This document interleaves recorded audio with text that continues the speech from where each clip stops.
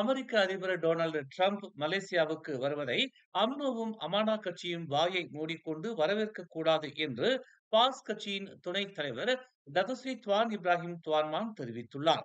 ஒற்றுமை கூட்டணியில் அங்கம் வகிக்கும் இஸ்லாத்தை ஏற்றுக்கொண்டிருக்கும் அம்னோவும் அமானா கட்சியும் அமெரிக்க அதிபர் டொனால்டு டிரம்ப் மலேசியாவுக்கு வருவது குறித்து அவர்களின் நிலைப்பாட்டை வெளிப்படையாக அறிவிக்க வேண்டும் என்று அவர் வலியுறுத்தினார். மடானி ஆட்சியில் உள்ள பல்லின கட்சிகள் அரசியல் ஆதாயத்திற்காக இஸ்லாத்தை அவ்வப்போது தொட்டுக் கொள்கிறார்கள்.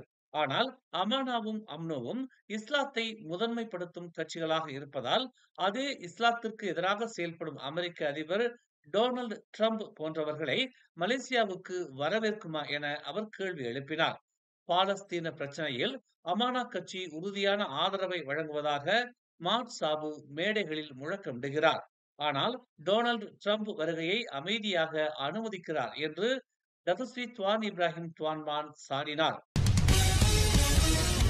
பேராக்கின் த்ரோனோ சட்டமன்ற உறுப்பினராக இருந்த பால் யோங் சூ கியோங் பாலியல் வழக்கில் தாம் குற்றமற்றவர் என நிரூபிக்க தவறியதால் உயர்நீதிமன்றம் இன்று அவருக்கு 8 ஆண்டுகள் சிறை தண்டனையும் 2 பிறபடிகளும் விதித்து தீர்ப்பளித்தது.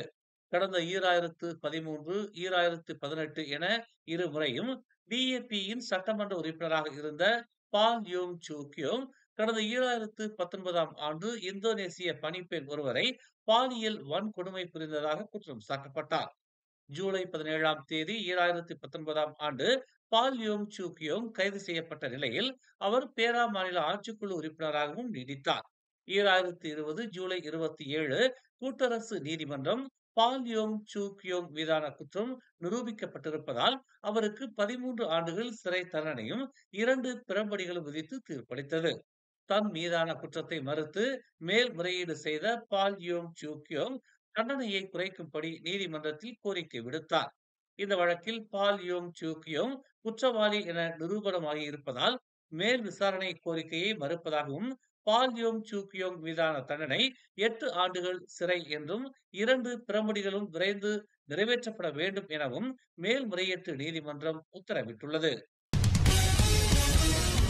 தாம் ஓரின சேர்க்கையில் ஈடுபட்டதாக கூறப்படும் 2019ஆம் ஆண்டு வீடியோ தொடர்பாக பெர்சாத்துவின் உச்சமன்ற உறுப்பினர் வான் சைஃபுல் வான் ஜான் கூறியிருக்கும் புதிய குற்றச்சாட்டுகளை பெர்சாத்துவின் பொதுச் செயலாளர் அஸ்வின் அலி நிராகரித்தார்.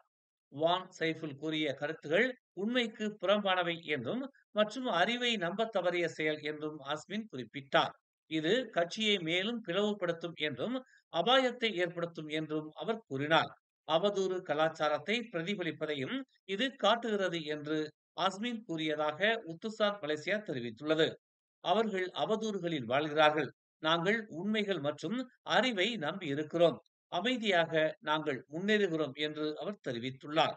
ஒவ்வொரு போராட்டத்திற்கும் அதன் சொந்த சவால்கள் உள்ளன. நாங்கள் எங்கிருந்தாலும் உண்மையாகவும் நேர்மையாகவும் சேவை செய்கிறோம் என்று அவர் குறிப்பிட்டுள்ளார். உலு கிலான் சட்டமன்ற உறுப்பினரான அஸ்மின் அலி பாஸ் கட்சி உடனான தனது உறவுகள் குறித்த ஊகங்களையும் நிராகரித்தார். ஸ்லாங்கூரில் உள்ள பாஸ் கட்சி உடனும் தேசிய அளவிலும் உறவுகள் வலுவாக இருக்கிறது என்று அவர் கூறினார்.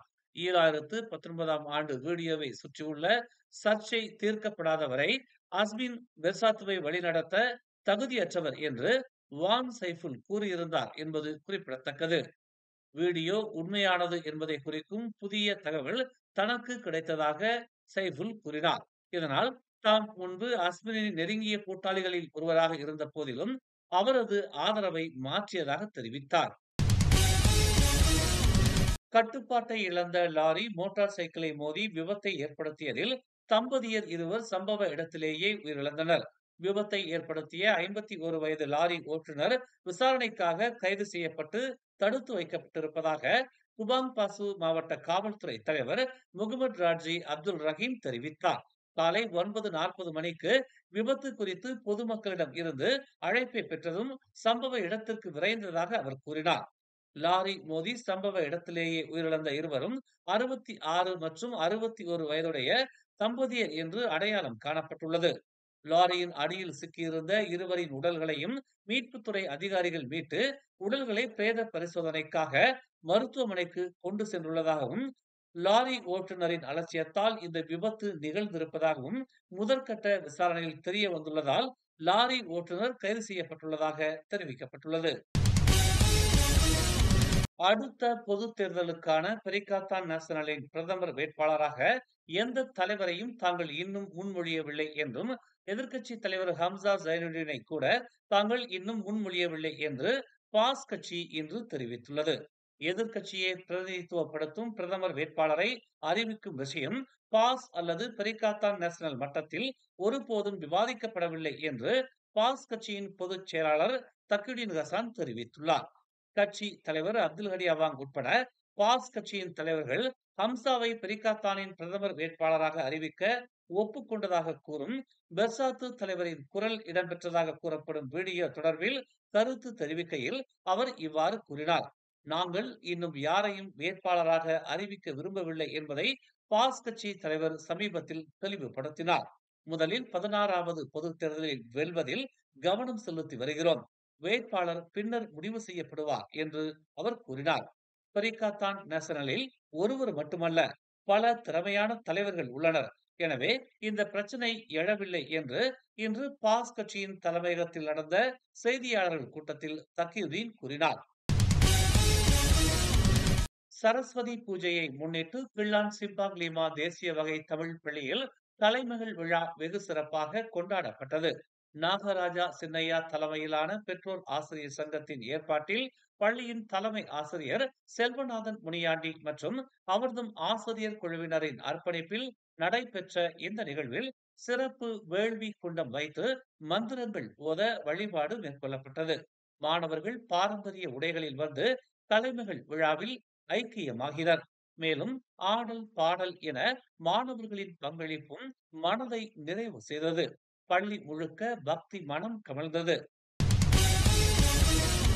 கெடா குரூனில் உள்ள ஒரு தொழில்துறை பகுதியில் சட்டவிரோத மின்னணு கழிவு பதப்படுத்தும் தொழிற்சாலையில் நடத்தப்பட்ட சோதனையில் 21 தொழிலாளர்களை கூட்டரசு சிறப்பு பிரிவான FRU கைது செய்து 71.8 பில்லியன் மதிப்புள்ள பொருட்களை பறிமுதல் செய்துள்ளது. புக்கிட்டமான் FRU 3 பினாங்கு பிரிவு மற்றும் சுற்றுச்சூழல் துறை ஆகியவற்றின் உளவுத்துறை உதவியுடன் நேற்று காலை 11 மணிக்கு இச்சோதனை மேற்கொள்ளப்பட்டதாக FRU தளபதி ரோஸ்லி யூசுப் தெரிவித்தார்.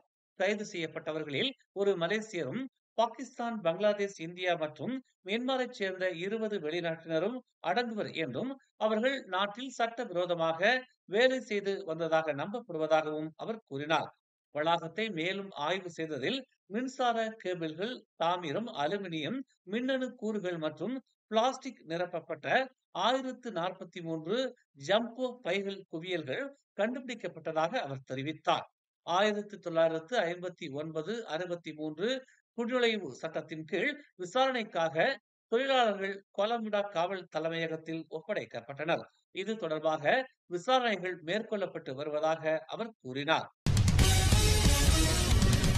மேலும் செய்திகளை தெரிந்து கொள்ள தமிழ் மலர் நாளிதழை பாருங்கள். உடனுக்குடன் செய்திகளை தெரிந்து கொள்ள தமிழ் மலர் இணையதளம், தமிழ் மலர் செயலி மற்றும் மலர் டிவி யூடியூப் சேனலை வலம் வாருங்கள். எங்களோடு இணைந்திருக்க மலர் டிவியை பதிவு செய்து கொள்ளுங்கள். உறவுகள் மகிழ்ந்திட விருப்பம் மற்றும் பகிர்வு சேவையை சொடுக்கிடுங்கள்.